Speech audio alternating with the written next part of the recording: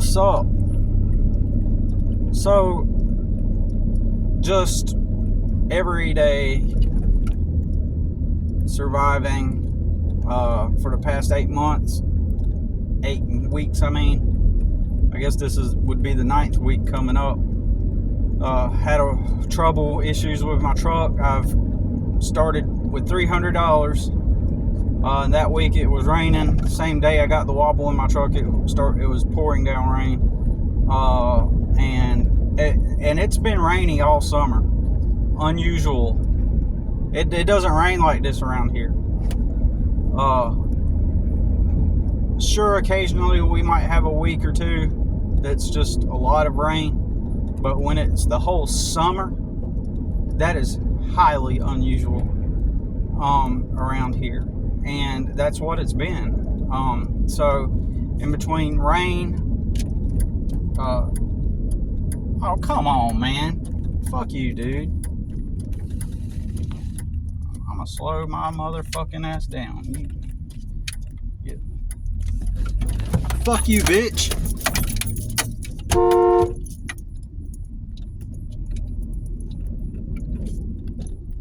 Snooty motherfucking old man.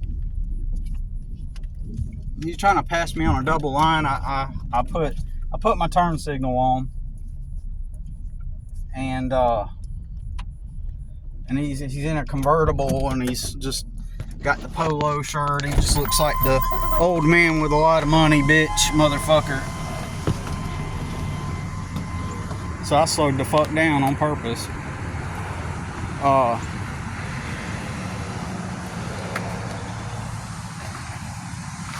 So, anyways, yeah, people with disdain for the poor, right? Or you got people that are just fucking,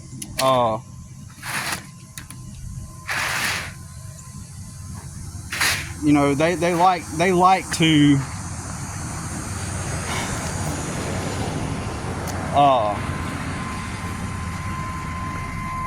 feel better about themselves. They live in a pathetic existence themselves, and so they spend their days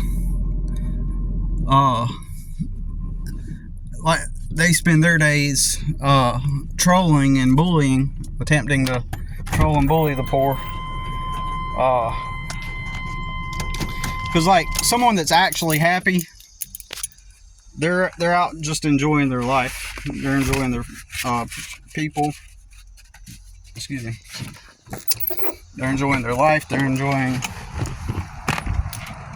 getting things done.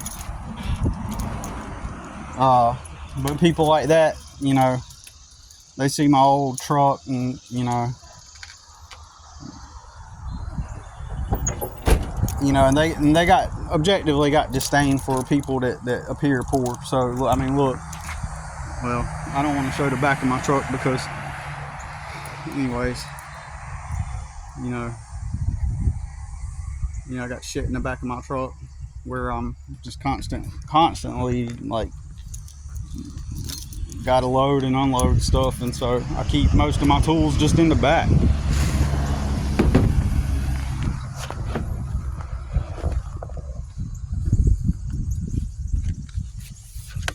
Anyways,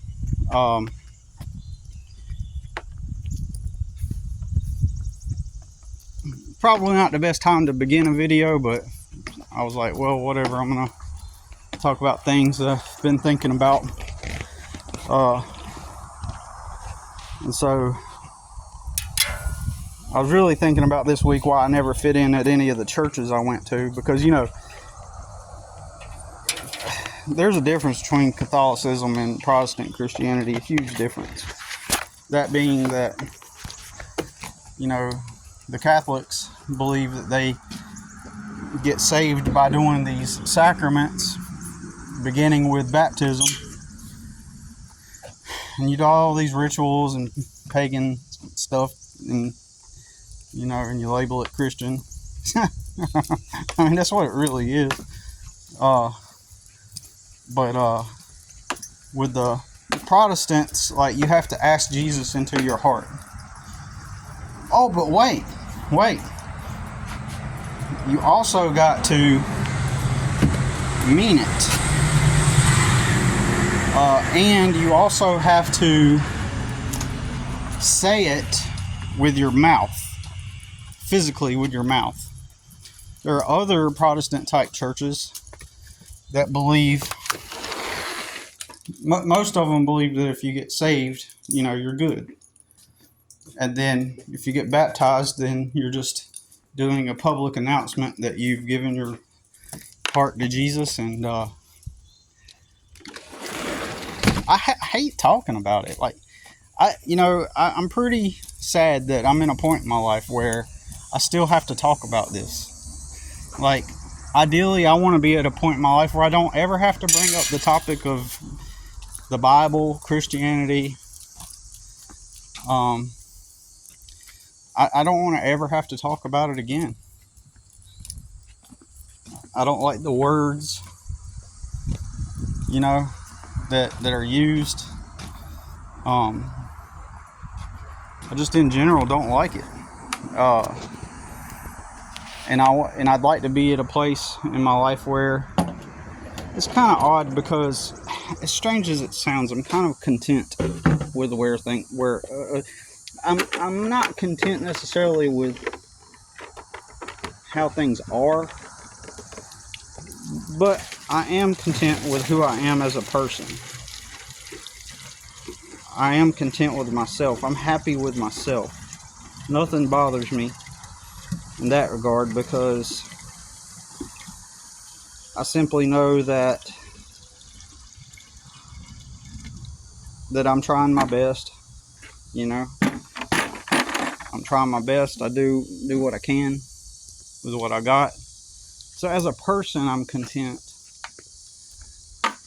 It's simply a matter of, in my life, to eliminate threats, eliminate attacks, and be in a relatively safe position. Because unlike a lot of the poor people out here, and poor YouTubers and people on YouTube that document their journey from poverty to a better way, in my situation, I'm constantly under threat by people. So my situation extends beyond just some guy that's struggling financially and is trying to improve his life. Mine is about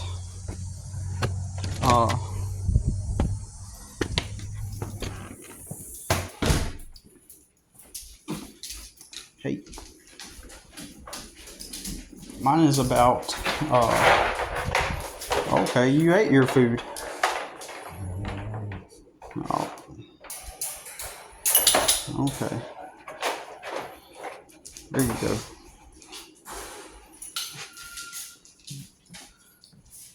Yeah, mine is about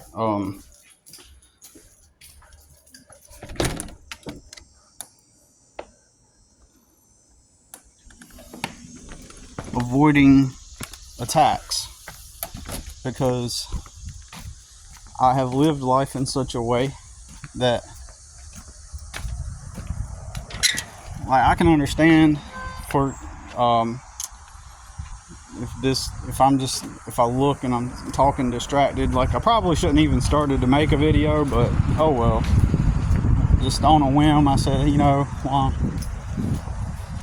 while I'm leaving the gas station here, I'll go ahead and hit the record button.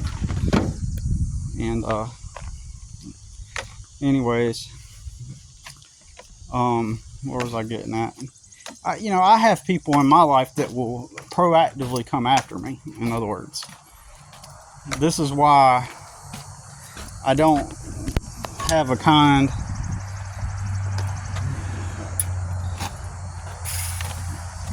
way that I act toward people that attempt to bully, because I've been punished for my poverty ever since I was born. My parents gave me this filthy, nasty life, and as a young kid, or a young adult, I vowed that I would never live the way I grew up.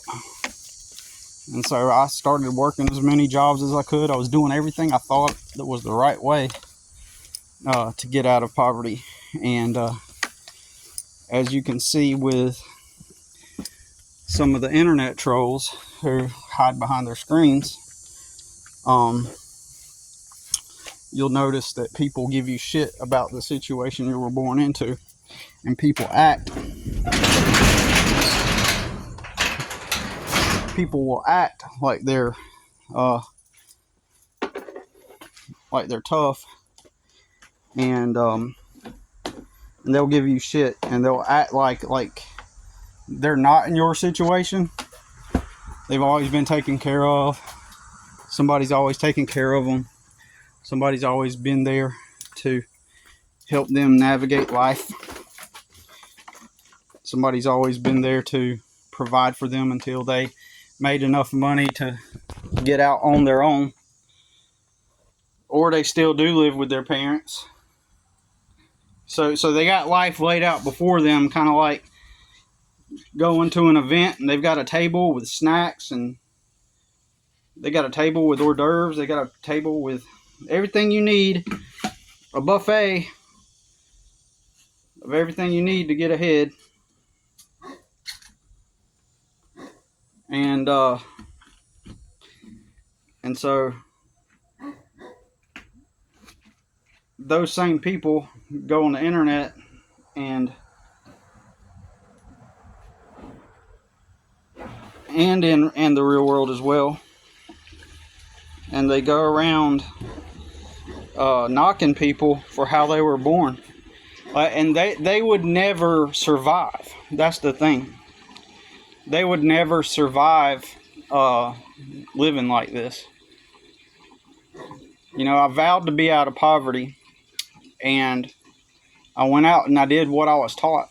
Go work a bunch of jobs and then save your money until you get out of poverty. And that's what I did.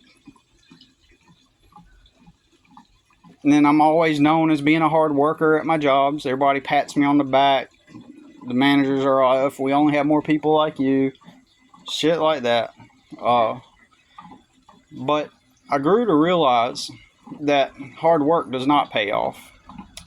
It's your social status and your relevance. So you can walk in there, you can walk into the job and be all positive and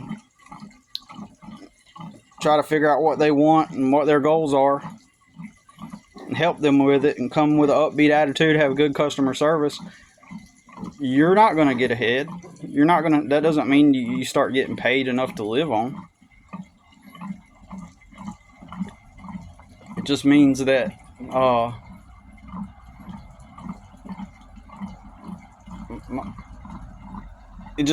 you went in there and followed the script and did what you thought was right. So, but your problem is you look poor, right? Problem is that you look poor.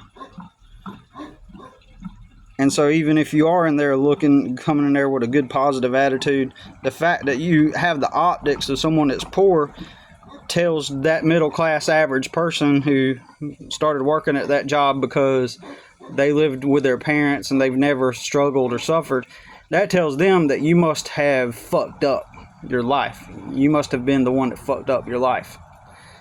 And you're responsible for it. And their parents have warned them against people like you, about people like you. Their parents have told them, stay away from those bum people. There's a movie with Will Ferrell and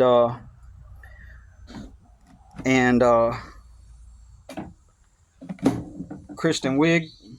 Usually they're funny in their content and their acting, but in this movie, they play serious characters, and they basically get attacked by some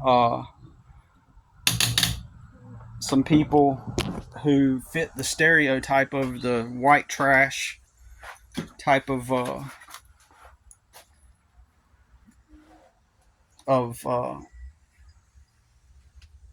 character, the stereotype, what they would call that, and so, and they're upper middle class. He's like a famous author, and the wife, she is homemaker and has a little business she does on the side, and they're the proper people. They're the people that live the good life, and then the people that come attack them are these just people that are from my culture. They're the people from how I grew up, and they're smoking the cigarettes, and they're planning a crime, and old boy looks like a hick, and the girl looks like, she dresses up like she's from the trailer park. Whenever she's out of character and being herself, she dresses like someone from the trailer park, and they end up being criminals, and they kidnap a child, and so the stereotypes, and that's a Showtime movie, I'm pretty sure, and that just tells you everything you need to know about how people are perceiving you as a poor person, because they depict you that way in movies and on TV, and in the way people talk about people and how they are and the stereotypes.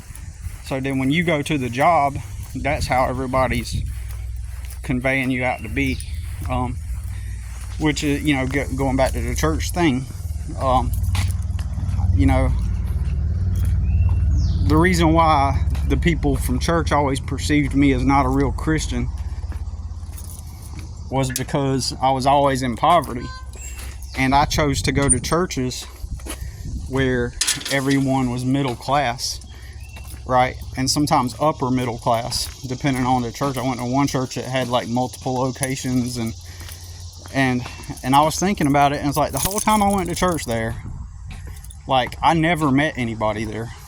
No, I approached some people a few times and said hi to them, but like nobody approached me.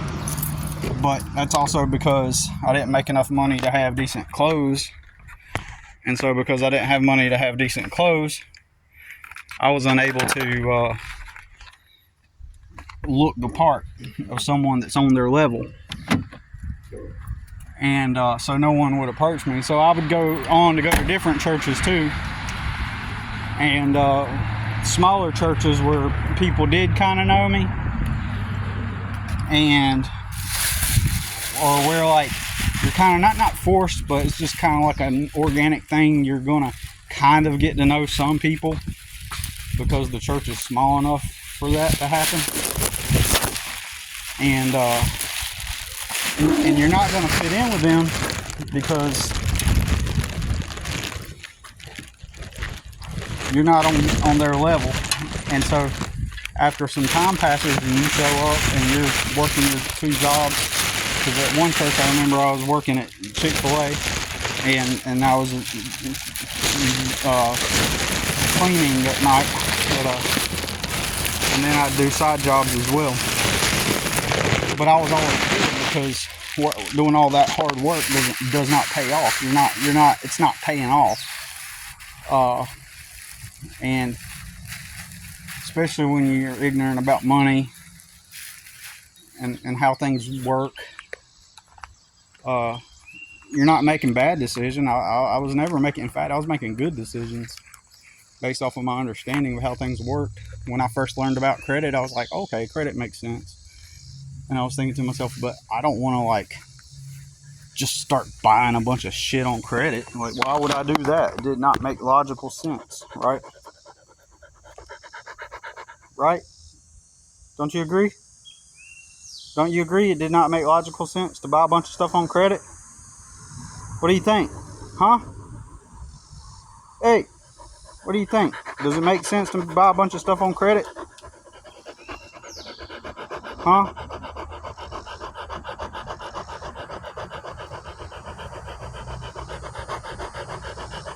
You got no opinion? So, so it made sense to not buy a bunch of stuff on credit. You know what I'm saying? Uh,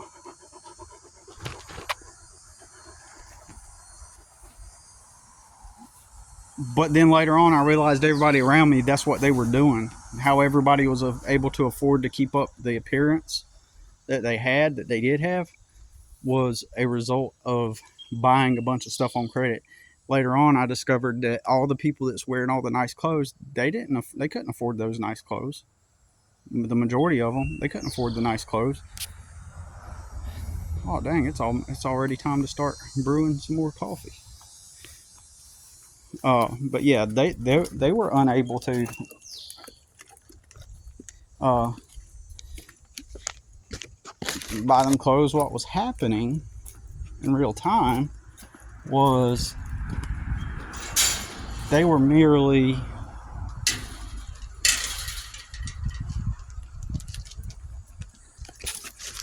buying all their shit on credit, which gave the optics that they could afford the things that they were doing.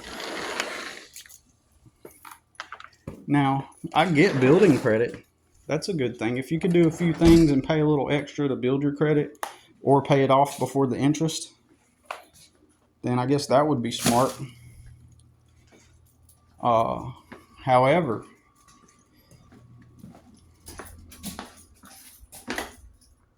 uh,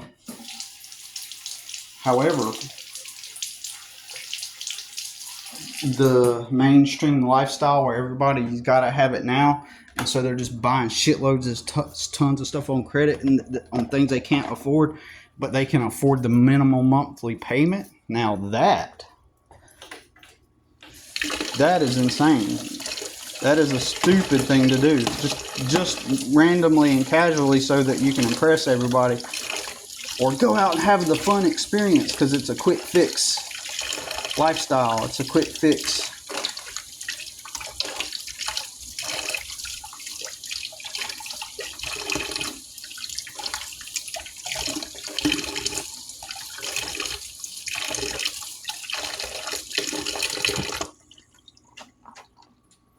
It's the quick fix experience that everybody's got to have. That's why everybody's got the jet skis and the ATVs. And if you mention something about it, like I am, if you're pointing out that truth, like I am right now, then what does that mean? What does that tell everybody? It tells everybody you're just jealous, right?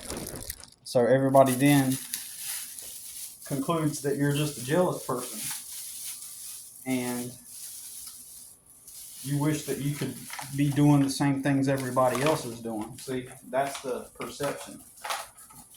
So that's how it's all laid out. So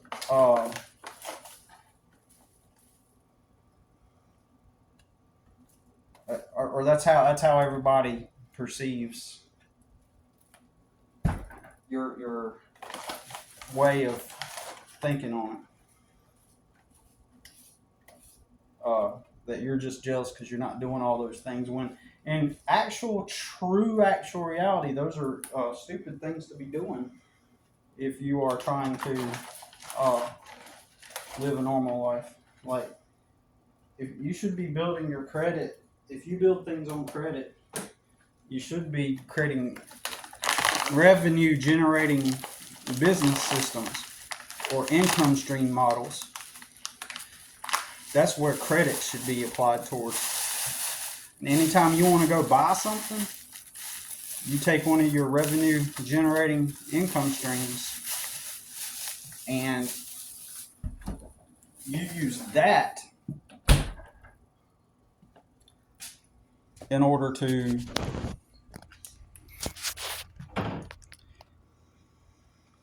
create.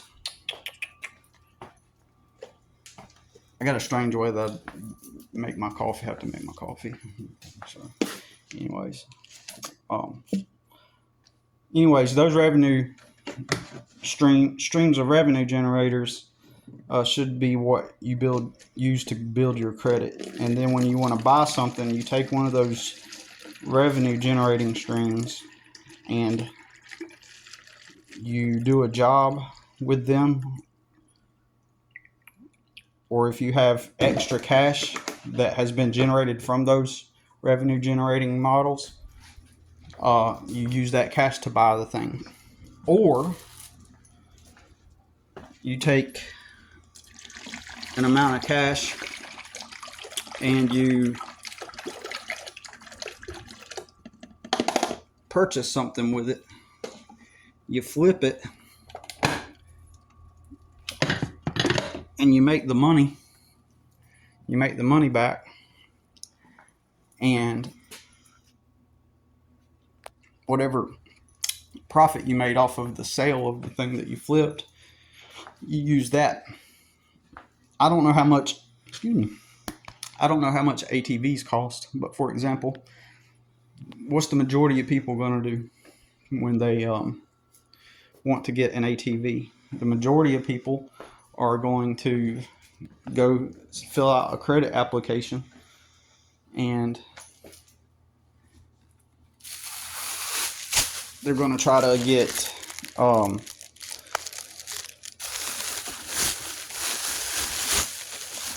credit application, and then they're going to make, say, let's just say the ATV is $3,000, for example. So they're going to go fill out an application to get credit,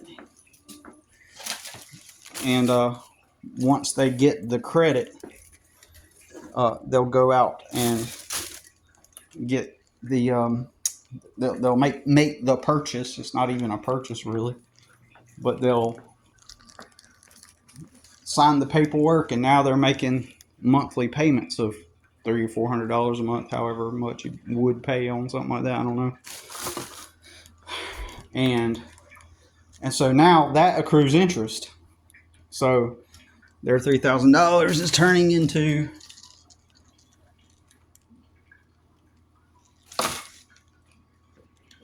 those $3,000 are turning into $4,000 or $5,000, maybe $6,000, double at the end of the payments. And so they're losing money for the instant gratification of being able to put their ATV on a truck and ride out and have fun, because it's just living life. And so they're losing money. And so when what you should do is you should, let's say that you got $1,000 because you don't have the $3,000 for the ATV, and you only have $1,000. That's lucky. You only got $1,000. So what you do is you invest that. You find a car online for $800, $900. If there's anything that needs fixed up on it, you fix up a few things, and then you sell it for $1,500. So now you've turned the $1,000 into $1,500. So then you use that $1,500 to buy something for $1,300. So you get that thing, and you take that and you go buy a thing for $1,300, and then you sell it, fix it up a little bit, you sell it for $1,800. So now you got $1,800. So then you go flip the thing, go buy another thing and purchase it for $1,500. And then you sell it for $2,300. So now you got $2,300. So then you use $2,000 to buy something. Then you go and purchase another thing for $2,000, and then you sell it for $2,500. And you go buy another thing for $2,000, and then you sell it for $3,000, and boom, you've got the amount of money you need to get the ATV. And that's the smart way to do it. But so much work. But aren't we hardworking Americans? Aren't we so hardworking? When it comes, my opinion, my observation, the majority of the time when most Americans have to work towards something like that, they refuse to do it. There's a couple that they minimalized for 10 years. They minimalized their lifestyle, and husband and wife, and they said, we're not going to eat any restaurants for 10 years. We're not going to buy new clothes. We're not going to go out. I said that. We're not going to go like do extra things like movies and subscriptions to extra things we don't need. And they did this for 10 years, and they became millionaires because they just put their focus on their budget, and they lived boring. They lived boring. But what they came to realize is they were just content with their life, and they didn't need all that shit that everybody else needs to impress everybody else. And as a result, now they can do whatever they want. Then they made a lifestyle out of it. They just said, hey, we like the way we live. If clothes need patched, they'll patch the clothes instead of going out and buying a new pair of jeans. Just patch it up. Of course, you kind of have to get to some stable place already and be already in that stable position to begin implementing that. But still, that's an example of what you can do. But anyways, I was having a discussion with somebody about like the reason why I didn't fit in at the churches was because of my low socioeconomic level, and I was trying to go to churches where people made more money than me, and I always looked poor. And the ones I went to for an extended period of time and got to know people over some time, because I'd be working 2 jobs. See, they're middle class, they're already set, and God's blessed them. But God doesn't seem to be blessing me with any kind of materialism or any kind of, doesn't seem like God favors me because I was constantly poor. So then they began to speculate, oh, you must be doing drugs, must be alcoholism. So you don't do drugs, you don't do alcohol?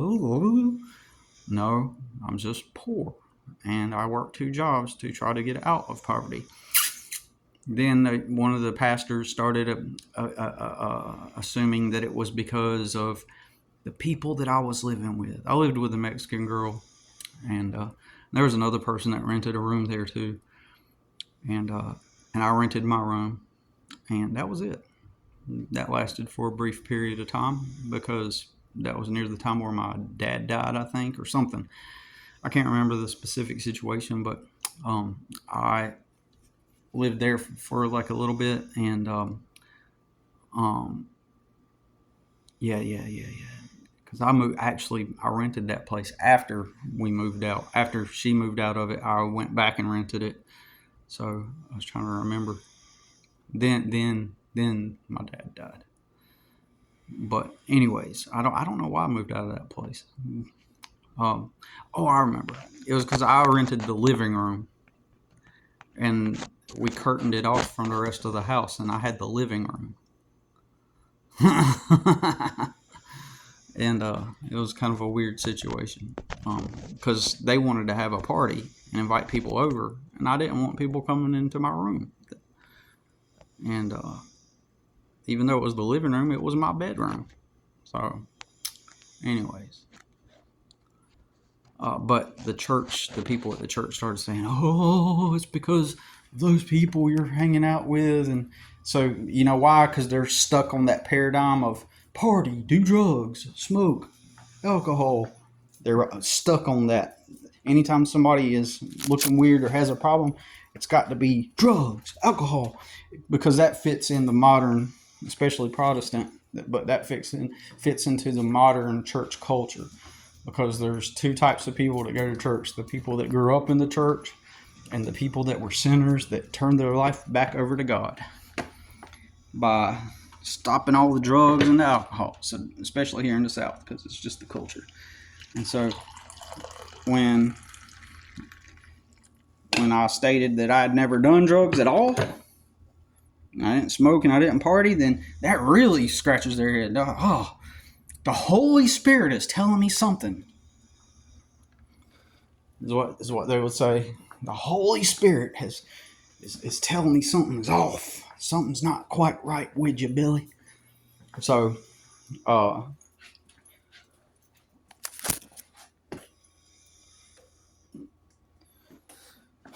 it must be the people that you're staying with. Because if I'm not doing the drugs and alcohol, it's because of me being associated and around people that are doing the drugs and alcohol. that's bringing in the bad spirits in my life, and it's causing me to live in poverty and not get ahead because it's not Christ-like to be in those environments. That girl didn't do no drugs or alcohol. She didn't even drink or smoke anything. She was just a Mexican girl that worked 2 jobs, and she sent money to her family. And then, because unlike my brother, I actually became friends with Mexican people and learned Spanish. The irony there.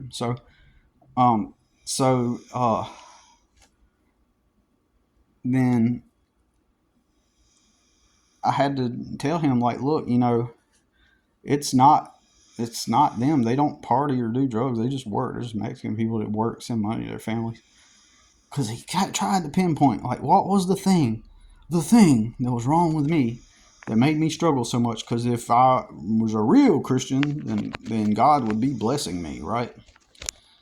And so, finally, he boiled it down to tithing. Well, do you tithe? I mean, this is literal conversations with people. And specifically, in this instance, the youth pastor of this one Assemblies of God church I went to. And so he goes, you don't tithe? You should be paying your 10% to the church, And I debunked tithing, and I showed him where there's no law that said by God that you have to tithe. But then his argument was, well, I'm telling you, it's life changing. Once you start tithing, strange things happen, and your life changes. But like, I was literally using all of my money to pay for my bills and rent. I didn't have extra money for newer clothes. I was always constantly getting vehicle repairs, because that's the cycle of poverty when you don't have help and connections. When a bad thing happens, it spirals down and creates a continuous domino effect. And once you're up, something else happens, you go back down. Once you're up, something else happens, you go back down. You never get that stable footing that everybody else around you has, where they get an entire community and network and their parents and help along the way until they're stable. You don't get those benefits. But they do, but they'll allege that it's Jesus that blessed them, when really it's because they're born into systems that promote that provide the ability for them to be ahead, and then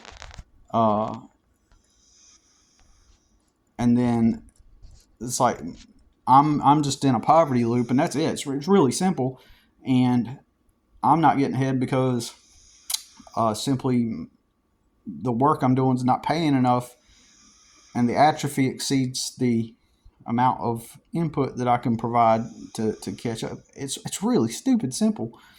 It costs more to live than what you can work and make. And in that state of poverty, there are tons of side effects to being in poverty. There are tons of byproducts of poverty.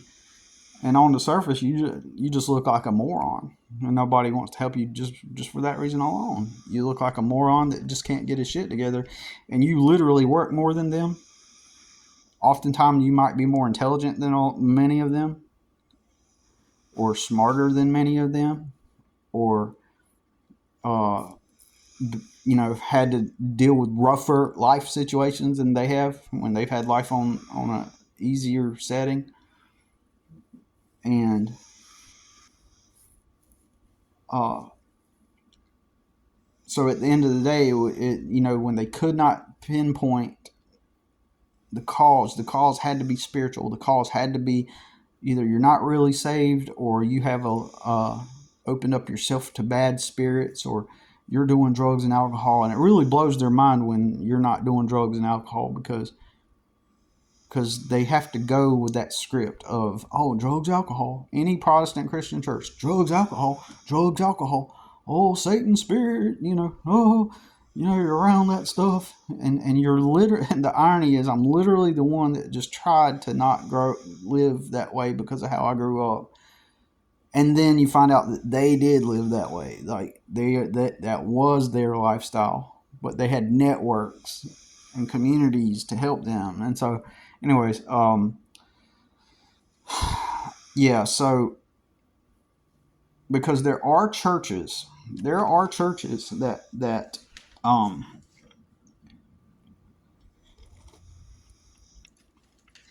that this is objective. This is not an insult, but I've been to these churches, not regularly, but I've been to a few of them where if you're intelligent, it's not arrogance. This is just objective observation. You are objectively smarter. You're walking around, you're meeting the people, and you can tell that you have a way higher IQ and that you're smarter. And and you go to these churches and you could tell that these are churches that they come together because they're not all smart. They're not all intelligent people. And the pastor is usually has a higher IQ than them. He's like a little bit more, he takes a leadership role, and they're not really intelligent people. But they all need a church to go to. And so here's the way it works.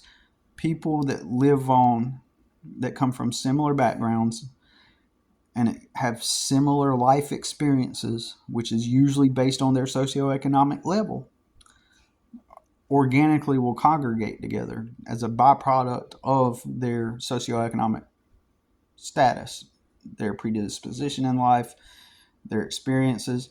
So if you go into some backwoods country churches, a lot of those backwoods country churches are people, they did their drugs and alcohol when they were young, and then they realized that they needed to turn their life to Jesus, and so the cycle repeats. They'll have kids, and those kids will do the same thing as them, and then those kids will turn their life to Jesus. Then they'll have kids, and those kids will rebel, and then the cycle will keep continuing on and on and on. So it'll happen over and over and over again. So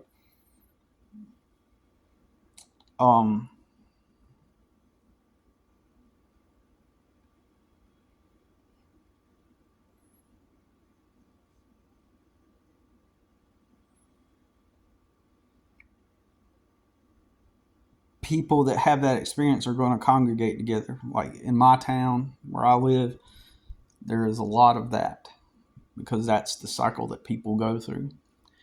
And then there are churches like here in my town. They're higher upper socioeconomic level, and they're more intelligent people, and so they grew up middle class in the cul-de-sac. They're gonna congregate together. They're gonna relate. They have similar relatable experiences. They went through a rebellious phase where they partied and did some drugs, but not too bad. But then they just kind of got their shit together and went to college and got careers, blah blah blah. And then there's the other ones that are kind of lower educated, and they did drugs, and then they go get like regular jobs at the warehouse or the retail store, and then they need a church to go to. I know I'm repeating myself, and I know my video right here has been totally ADHD, and I've been all over the place and spacing out. But like because I started the video when I'm leaving the gas station, and then I arrive here, and then I'm filling up the mower, and then I'm just trying to think about all the things I got to get done while I'm making the video. So appreciate you watching if you did get this far or you listened to it while you were doing things. So anyways, just things on my mind, just blurbs, trying to get ahead. Anyways, peace.